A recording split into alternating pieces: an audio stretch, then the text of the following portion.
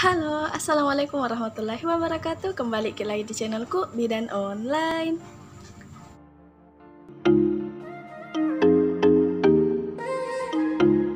Hai moms, di video kali ini kita akan membahas tentang radang panggul.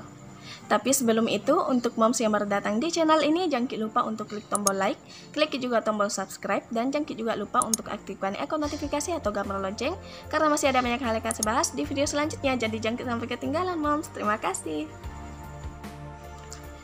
Oke, apakah moms semuanya yang melihat video ini pernah dengar kata radang panggul?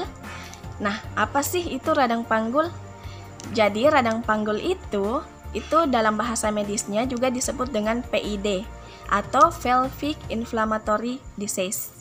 Radang panggul itu adalah gangguan atau infeksi yang menyerang sistem reproduksi wanita seperti uterus atau rahim, kemudian serviks atau leher rahim, ovarium atau indung telur, dan tuba fallopi atau saluran indung telur. Di mana penderita radang panggul ini atau orang yang mengalami radang panggul tidak merasakan gejalanya. Sebenarnya ada juga yang merasakan dan ada yang tidak, tapi kebanyakan atau sebagian besar itu tidak merasakan gejalanya. Jadi, bagaimana kita bisa tahu kalau kita itu mengalami radang panggul kalau tidak ada gejalanya? Dan kalau ada gejalanya itu seperti apa? Nah, jadi jawabannya, untuk ibu yang tidak merasakan gejala dari radang panggul yang dialami, itu bisa terdeteksi apabila dia memeriksakan diri ke pelayanan kesehatan. Misalnya saja, ibunya merasa bahwa sulit untuk hamil, sudah melakukan program hamil misalnya, tapi masih sulit juga untuk hamil. Nah, di situ biasanya ibu-ibu akan memeriksakan apa penyebabnya. Setelah diperiksa, ternyata hasilnya bahwa ibu mengalami radang panggul. Nah, disitulah diketahui bahwa ternyata ibu itu mengalami radang panggul meskipun tidak merasakan adanya gejala. Terus untuk yang mengalami gejala radang panggul itu seperti apa? Jadi gejala dari radang panggul itu, ibu biasanya merasakan nyeri panggul yang sering dirasakan. Meskipun itu tidak terlalu sakit, tapi terasa kram, terasa nyeri pada daerah panggulnya. Kemudian, apa penyebab dari radang panggul itu? Jadi, radang panggul itu disebabkan karena infeksi bakteri. Bakteri yang biasanya menyebabkan terjadinya radang panggul itu adalah bakteri gonore dan chlamydia. Ini juga bisa disebabkan karena infeksi kandung kemih yang tidak segera ditangani. Jadi, misalnya ada ibu yang mengalami infeksi kandung kemih, kemudian tidak ditangani infeksi kandung kemihnya itu, maka itu akan menyebar dan bisa menyebabkan juga terjadinya radang panggul. Apakah semua wanita itu rentan mengalami radang panggul? Ada beberapa kondisi yang menyebabkan seseorang itu mudah atau rentan mengalami hal seperti ini atau mengalami radang panggul. Yang seperti apa itu? Yang pertama adalah karena selalu ganti-ganti pasangan. Yang kedua adalah ibu yang memiliki riwayat radang usus buntu atau sementara mengalami radang usus buntu. Nah, tadi kan di awal saya mengatakan bahwa gejala radang panggul yang dirasakan itu adalah nyeri pada bagian panggul. Nah, di sini saya akan menjelaskan lagi lebih detailnya nyerinya itu seperti apa dan bagaimana. Jadi, yang pertama itu adalah nyeri pada bagian panggul dan perut bagian bawah. Jadi, rasa sakitnya itu seperti ada tekanan atau seperti kram. Dan untuk radang panggul kronis, biasanya kram yang dirasakan itu tidak terlalu sakit, nyerinya biasa saja tapi tidak menghilang, seperti itu. Kemudian yang kedua, kalau untuk radang panggul ringan, biasanya nyerinya itu berlangsung selama 7 hari atau sekitar 1 minggu saja itu sudah berhenti. Tapi, kalau radang panggul yang dirasakan atau nyeri panggul, baik itu kram seperti yang tadi saya sebutkan, itu tidak berhenti selama 7 hari atau bahkan bisa sampai berminggu-minggu, sebaiknya diperiksakan. Kemudian, gejala yang juga ditimbulkan dari radang panggul itu adalah terjadi keputihan yang abnormal.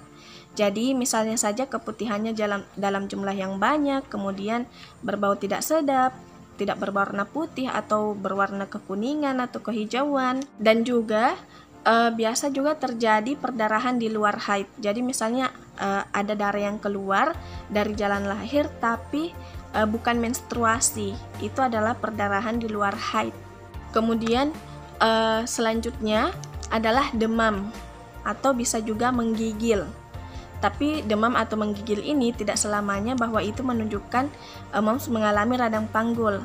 Jadi misalnya moms merasakan ada nyeri panggul, kemudian disertai dengan demam. Nah, itu bisa diwaspadai, bisa saja itu adalah radang panggul karena nyeri pada bagian panggul dan disertai dengan demam. Selanjutnya, gejala yang ditimbulkan juga bisa dalam bentuk nyeri pada saat buang air kecil. Yang awalnya dimulai dari infeksi saluran kemih bisa menyebabkan terjadinya radang panggul. Karena itu tadi, karena infeksi saluran kemihnya itu tidak diatasi dengan baik dan ditangani dengan cepat sehingga menyebar dan menyebabkan infeksi atau terjadinya radang panggul. Kalau misalnya ada ibu yang mengalami radang panggul kemudian tidak menangani radang panggulnya dengan cepat, misalnya saja kan radang panggul itu tidak menyebabkan atau tidak menimbulkan gejala untuk beberapa orang, ada juga yang merasakan gejala dan ada juga yang tidak, misalnya yang tidak mengalami gejala, kemudian tidak menangani radang panggulnya itu dengan cepat, misalnya sudah berbulan-bulan atau bahkan tahunan, itu bagaimana? Apa penyebabnya? Jadi radang panggul yang tidak ditangani dengan cepat itu bisa menyebabkan atau menimbulkan komplikasi. Di antaranya yang pertama, bisa menyebabkan terjadinya kehamilan ektopik atau kehamilan di luar kandungan. Selain kehamilan ektopik, radang panggul juga bisa menyebabkan terjadinya infertilitas atau kemandulan jika tidak ditangani dengan cepat. Kemudian, bagaimana cara pengobatannya? Karena radang panggul disebabkan oleh infeksi, maka obatnya adalah antibiotik. Tapi kalau misalnya radang panggul itu disebabkan karena ditularkan dari pasangan, maka yang harus mendapatkan penanganan juga adalah pasangan. Karena jika tidak, maka pengobatan radang panggul itu tidak akan efektif. Selanjutnya, apakah ada cara untuk mencegah agar tidak terjadi radang panggul? Nah, jadi ada beberapa hal yang harus memperhatikan agar moms tidak mengalami radang panggul, di mana hal-hal itu seperti ini.